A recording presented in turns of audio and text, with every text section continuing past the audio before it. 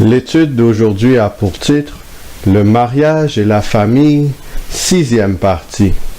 C'est l'enseignement numéro 23 de la série d'études intitulée « 28 enseignements fondamentaux ». La dernière étude portait sur les traits moraux essentiels dans le cadre du choix du conjoint. Nous avons vu que des qualités essentielles pour un candidat au mariage étaient 1. Le désir de travailler, l'assiduité et la discipline. 2. L'intégrité, l'honnêteté et l'aspiration vers la perfection de caractère. 3. La patience et la maîtrise de soi. 4. La capacité de pardonner et d'oublier les offenses. 5. La sagesse manifestée par des paroles charmantes et encourageantes, pouvant inspirer la confiance.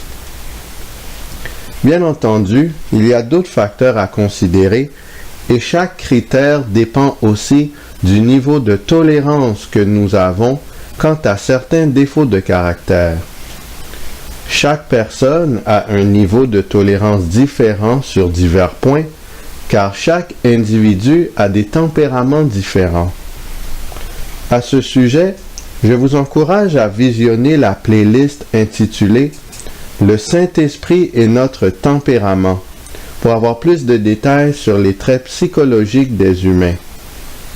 Cette série d'études se trouve dans la chaîne YouTube « L'Éternel est mon berger ». Amos chapitre 3, le verset 3. « Deux hommes marchent-ils ensemble sans en être convenus ?» Romains chapitre 14, les versets 22 et 23. « Cette foi que tu as, garde-la pour toi devant Dieu. Heureux celui qui ne se condamne pas lui-même dans ce qu'il approuve. Mais celui qui a des doutes au sujet de ce qu'il mange est condamné, parce qu'il n'agit pas par conviction. Tout ce qui n'est pas le produit d'une conviction est péché. Si l'homme et la femme répondent aux critères recherchés par l'un et l'autre, il est crucial d'avoir un accord mutuel avant de procéder vers le mariage. En effet, une fois que le mariage est officiellement contracté, il n'est plus possible de changer d'idée. Dieu ayant scellé l'union entre l'homme et la femme, celle-ci ne peut pas être rompue par les humains par la suite, sauf en cas spécifique. La présente étude porte sur la vie conjugale, la relation de couple suite au mariage. Quel est le rôle de l'époux et de l'épouse et quels attributs doivent-ils posséder pour remplir leurs fonctions? Dans quel cas les vœux du mariage peuvent-ils être rompus? Éphésiens chapitre 5, le verset 25. Marie, aimez vos femmes, comme Christ a aimé l'Église, et s'est livré lui-même pour elle. La relation entre l'homme et la femme doit suivre le modèle de la relation entre Christ et son épouse, l'Église. L'homme doit représenter Jésus-Christ, l'agneau sans défaut et sans tache, doux et humble de cœur. Le mari doit manifester le caractère de Jésus-Christ, la douceur et l'humilité. De plus, il doit être prêt à sacrifier ses intérêts personnels pour assurer le bonheur de son épouse. Éphésiens chapitre 5, les versets 26 et 27. Afin de la sanctifier par la parole, après l'avoir purifiée par le baptême d'eau, afin de faire paraître devant lui cette Église glorieuse, sans tache, ni ride, ni rien de semblable, mais sainte et irrépréhensible. L'homme, à l'instar de Jésus-Christ, a comme mandat d'instruire son épouse dans la voie du Seigneur, en parole et en acte. En vertu de cette instruction, l'épouse pourra se présenter devant Dieu comme étant sainte et sans reproche sur le plan moral. Genèse chapitre 2, le verset 23.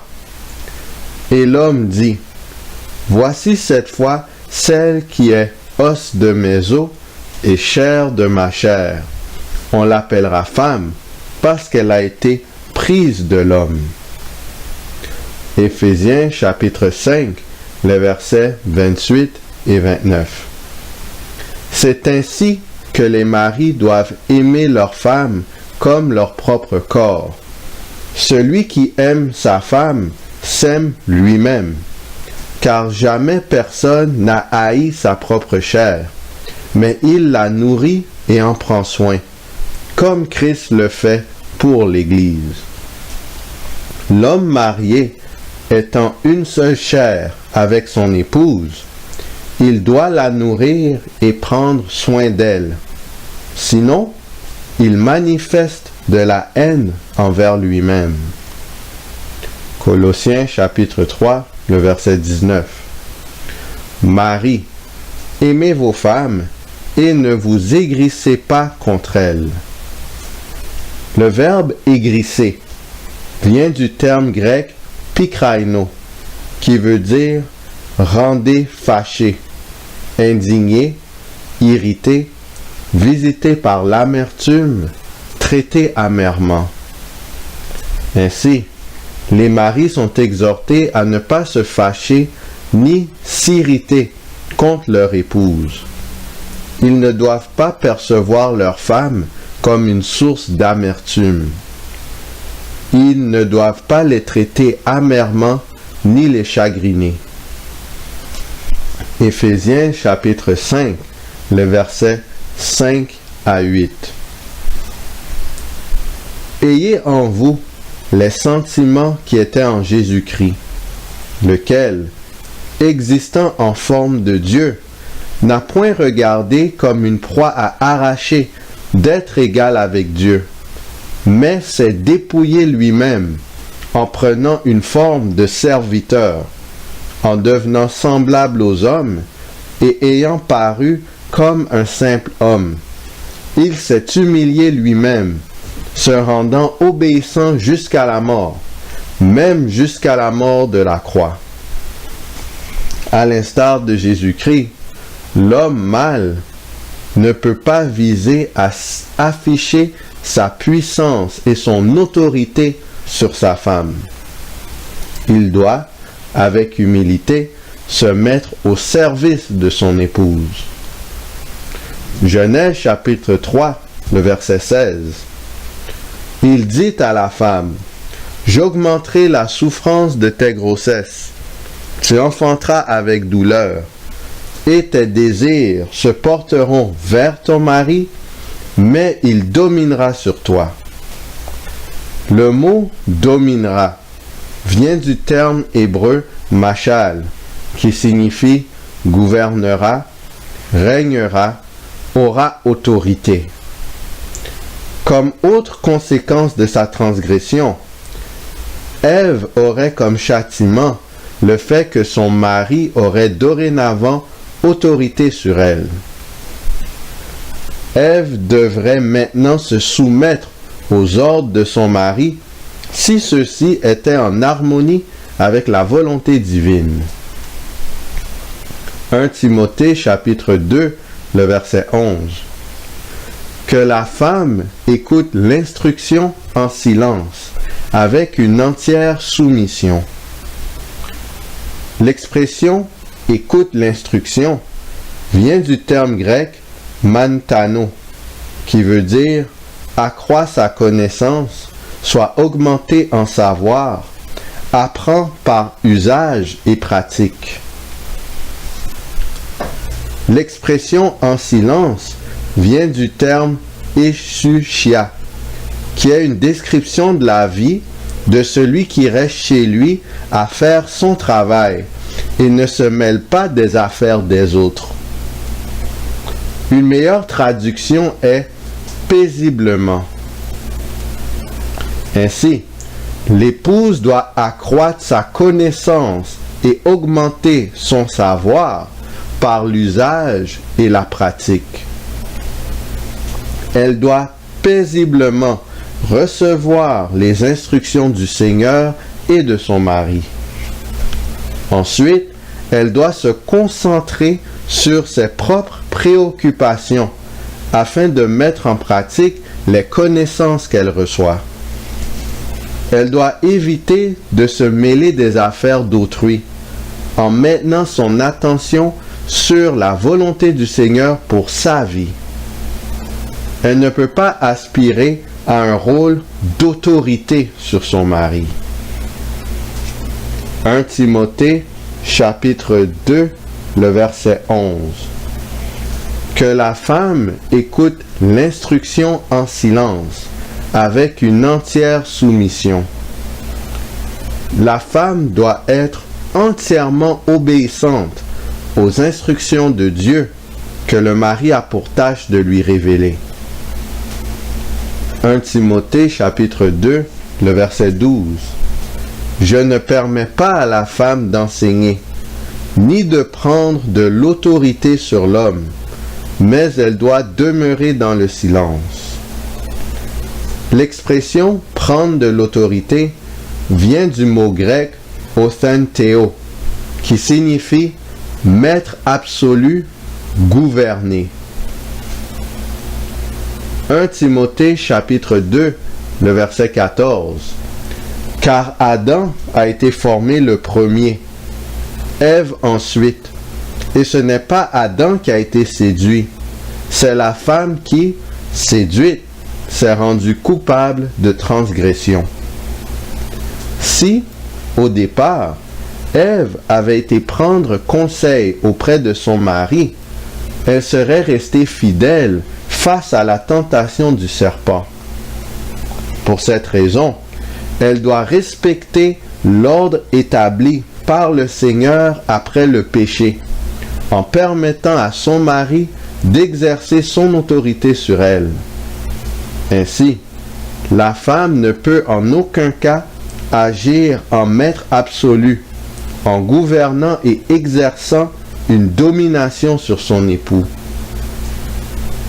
Éphésiens chapitre 5, les versets 22 à 24. Femmes, soyez soumises à vos maris, comme au Seigneur, car le mari est le chef de la femme, comme Christ est le chef de l'Église, qui est son corps et dont il est le Sauveur. Or, de même que l'Église est soumise à Christ, les femmes aussi doivent l'être à leur mari en toutes choses. Le mot soumise vient du terme grec hypotasso, qui veut dire obéir à, céder à un avertissement ou un conseil. Dans la mesure où le mari instruit son épouse dans la voie de Dieu, celle-ci doit obéir et céder à ses avertissements et à ses conseils, en toutes choses. Éphésiens chapitre 5, le verset 33. Du reste, que chacun de vous aime sa femme comme lui-même, et que la femme respecte son mari.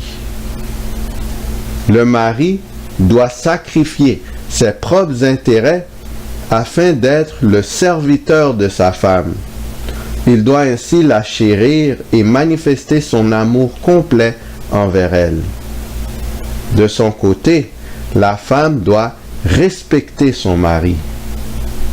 Le verbe « respecte » vient du terme grec « phobéo » qui signifie « traite avec déférence », traite avec une obéissance révérencieuse. La femme doit honorer son mari à travers sa conduite. Matthieu chapitre 19, le verset 3. Les pharisiens l'abordèrent et dirent, pour l'éprouver, est-il permis à un homme de répudier sa femme pour un motif quelconque? Le mot répudier vient du terme grec apoluo, qui signifie divorcer, renvoyer de la maison. les pharisiens ont demandé à Jésus-Christ si les humains avaient le droit de se divorcer et de renvoyer leurs femmes de la maison pour toutes les raisons possibles. C'était une coutume en Israël, au temps de Jésus-Christ, de divorcer si on était mécontent de son partenaire. Matthieu chapitre 19, les versets 4 à 6. Il répondit, « N'avez-vous pas lu que le Créateur, au commencement, fit l'homme et la femme, et qu'il dit, « C'est pourquoi l'homme quittera son père et sa mère, et s'attachera à sa femme, et les deux deviendront une seule chair. Ainsi, ils ne sont plus deux, mais ils sont une seule chair. Que l'homme donc ne sépare pas ce que Dieu a joint. » Jésus a répondu que les humains ne pouvaient pas rompre le mariage que le Seigneur a initialement béni. En effet, le mari et la femme forment une seule chair par la volonté divine. De ce fait, ils ne peuvent aucunement se séparer par un divorce suivi d'un mariage avec autrui. Matthieu chapitre 19, le verset 9. Mais je vous dis que celui qui répudie sa femme, sauf pour infidélité, et qui en épouse une autre, commet un adultère. Jésus décrit comme un adultère que de divorcer pour ensuite épouser une autre personne que son premier conjoint. L'exception à cette règle est si la personne est victime d'adultère.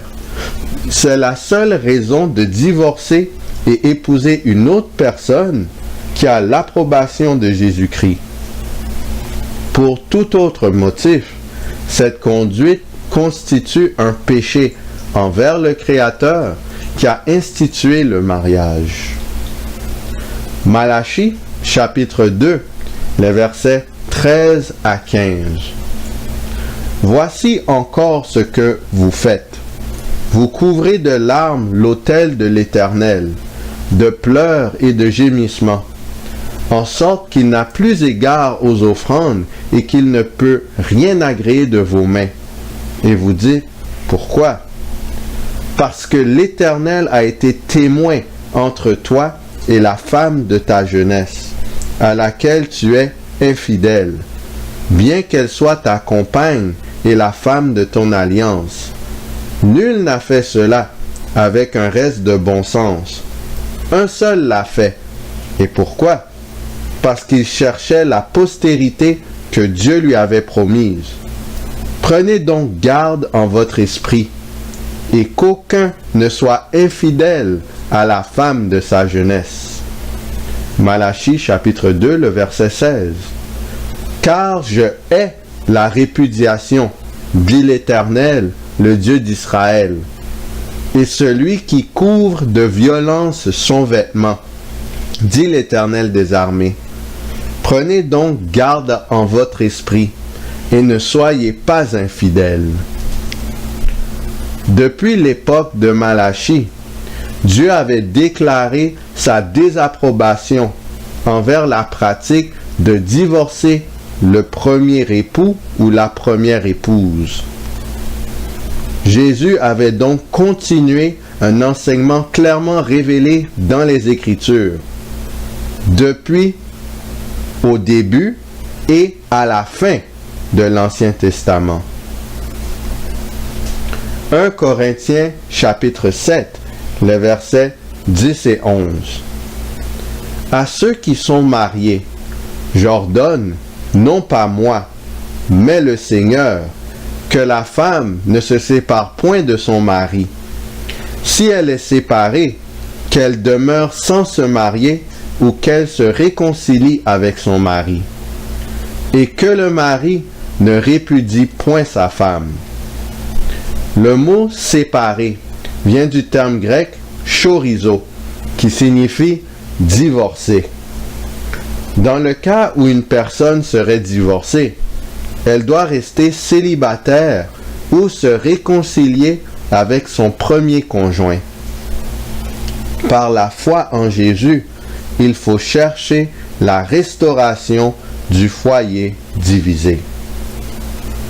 Romains chapitre 7, le verset 2 et 3. Ainsi, une femme mariée est liée par la loi à son mari tant qu'il est vivant. Mais si le mari meurt, elle est dégagée de la loi qui la liait à son mari. Si donc, du vivant de son mari, elle devient la femme d'un autre homme, elle sera appelée adultère. Mais si le mari meurt, elle est affranchie de la loi, de sorte qu'elle n'est point adultère en devenant la femme d'un autre. 1 Corinthiens chapitre 7, le verset 39. Une femme est liée aussi longtemps que son mari est vivant. Mais si le mari meurt, elle est libre de se marier à qui elle veut, seulement que ce soit dans le Seigneur. Une personne dont le conjoint est décédé a le droit de se marier avec quelqu'un d'autre sans être coupable d'adultère. Ainsi, avant le péché, le mariage était conçu pour durer éternellement, car il n'y aurait ni adultère ni mort. Dans le monde actuel, les couples doivent mettre tous les efforts nécessaires à ce que leur mariage dure jusqu'à la mort d'un des individus ou jusqu'au retour du Messie. Pour ce faire, le mari doit manifester de l'humilité envers sa femme pour se mettre à son service. L'épouse doit agir avec respect, déférence et obéissance envers son époux. Sur ce, qui allons-nous choisir? Choisissons-nous l'agneau de Dieu? Choisissons-nous un foyer paradisiaque? Ou choisissons-nous le camp du serpent, un foyer infernal? Revêtons Jésus-Christ, ayons foi au Messie. Et si les foyers ont des difficultés, la foi en Jésus-Christ peut restaurer toute situation. Mais en reflétant les principes de Jésus-Christ, nous pouvons éviter certains obstacles. Obéissons au Seigneur et la guérison nous attend. Que le Seigneur nous garde.